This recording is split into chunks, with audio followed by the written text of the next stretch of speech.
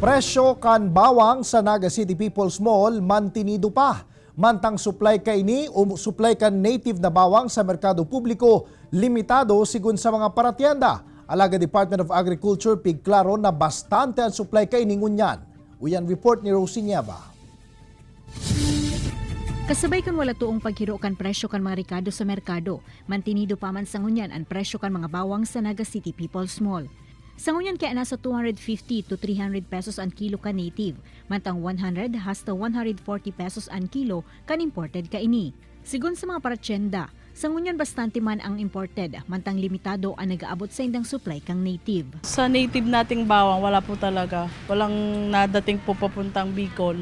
Ang native as of now, wala pang new harvest. Tinawan doon man kan manhamiento kan NCPM na regularan sa indang pigigibong monitoring sa merkado nganing masyerto ang presyo asin mga supply na naglalaog sa syudad asin para mataawanin maninigong impormasyon ang mga parabakal. Weekly tayo nagpa-price monitor every Monday. So regular po natin yung ginagawa para inform ang ating consumers kung sila'y mamamalengke. Sa ibong kainin nilinaw man kan DA Bicol na may isindang na irerehistro sa ngunyan na kangulangan sa supply kan mga bawang sa rehiyon.